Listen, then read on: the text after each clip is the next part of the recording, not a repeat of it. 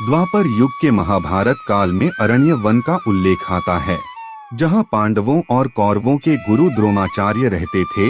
यहाँ गुरु द्रोणाचार्य ने एक शिवलिंग की स्थापना की थी। यहीं पर द्रोणाचार्य अपने अजर अमर पुत्र अश्वत्थामा का गुप्त शस्त्र विद्याओं का ज्ञान देते थे।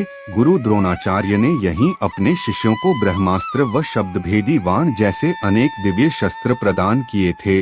यह स्थान गंगा के तट पर है। अश्वत्थामा द्रौपदी के 5 पुत्रों का वध करने के बाद इसी शिवलिंग के सामने हत्यारे की तरह आवाज लगाया करते थे। तब खेरेश्वर बाबा ने उन्हें समाधिस्थ होने का आशीष दिया और साथ ही कहा कि तुम सप्तऋषि मंडल में अपना स्थान प्राप्त करोगे। यह पवित्र स्थान उत्तर प्रदेश के कानपुर महानगर के ग्रामीण क्षेत्र बांका छतरपुर शिवराजपुर में बाबा खेरेश्वर धाम के नाम से स्थित है। कहते हैं कि अमर अश्वत्थामा आज भी यहाँ नित्य शिव उपासना करने आते हैं। यहाँ के पुजारी पीढ़ी दर पीढ़ी बाबा खेरेश्वर की सेवा करते चले आ रहे हैं। पुजारियों के पूर्वजों के अनुसार यहाँ शिवलिंग के ऊपर प्रातः जंगली पुष्प और जल प्राप्त होता रहा है, जबकि नित्य रात्रि में शिवलिंग को स्नान करा स्वच्छ करने के पश्चात मंदिर के पट बंद कर दिए जाते हैं। जब सुबह यहाँ मंदिर के पट खोले जाते हैं तो पूजा अर्चना की हुई मिलती है।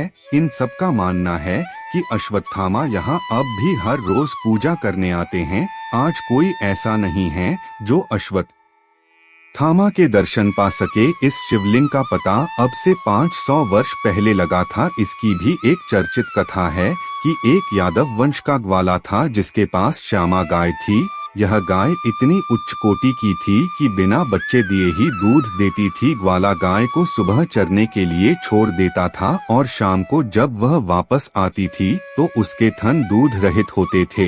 इस कारण ग्वाला काफी परेशान रहा करता था और एक दिन उसने तय किया कि वह आती थी तो उसके थन दूध रहित होते थे। इस प्रक्रिया से ग्वाला काफी परेशान रहा करता था और एक दिन उसने गाय का पीछा करने का निर्णय लिया।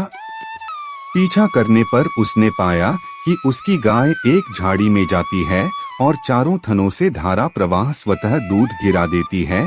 इस पर उसने कई दिन तक पीछा किया और एक खास बात पाई कि श्यामा गाय उसी झाड़ी में उसी जगह पर ही दूध गिराती थी। जिज्ञासा वश ग्वाले ने भूमि को खोदा और इस शिवलिंग को पाया। तभी लखनऊ के एक धनी व्यक्ति बिहारी लाल सेठ को एक स्वप्न आया कि द्रोणाचार्य द्वारा स्थापित शिवलिंग के मंदिर का निर्माण कराओ, तो उसने इस मंदिर का गुप्तदान से निर्माण कराया। हालांकि इस बात का कोई प्रामाणिक उल्लेख नहीं मिलता है, किंतु यहाँ के पुजारियों और स्थानीय वासियों के बीच यह आम चर्चा है। चूंकि उस समय मुगलों का शासन था, इसलिए इस मंदिर में मुगल काल के स्थापत्य की झलक देखने को मिलती है।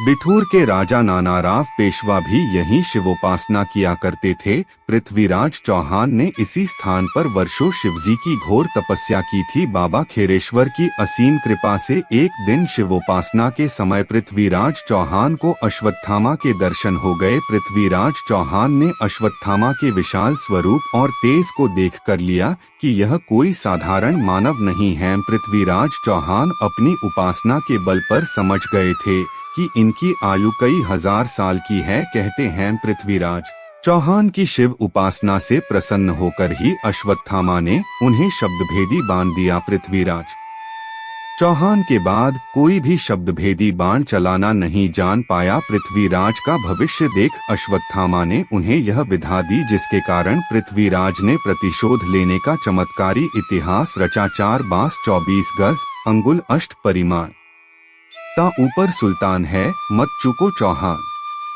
जब मोहम्मद गौरी ने पृथ्वीराज चौहान की आंखें निकाल ली, तब इस संवाद को सुनकर पृथ्वीराज चौहान ने अश्वत्थामा द्वारा दिए गए शब्द भेदी बाण का प्रयोग करके अपने शत्रु का वध किया था। खेरेश्वर बाबा की महिमा असीम है।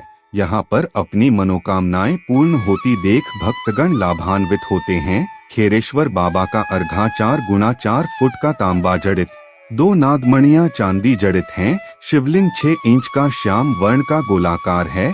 यहाँ पास में एक सरोवर भी है जिसका नाम गंधर्व सरोवर है। तो दोस्तों आशा करता हूँ कि आप सबको हमारी ये वीडियो अच्छी लगी हो तो अपने सारे दोस्तों को शेयर करें, क्योंकि ये ज्ञान जितना बांटेंगे उतनी ही प्रचलित होगा। और हमारी इस वीडियो से कुछ जानकारी मिली हो तो हमारे इस चैनल हिंदू सनातनी ज्ञान को सब्सक्राइब करें।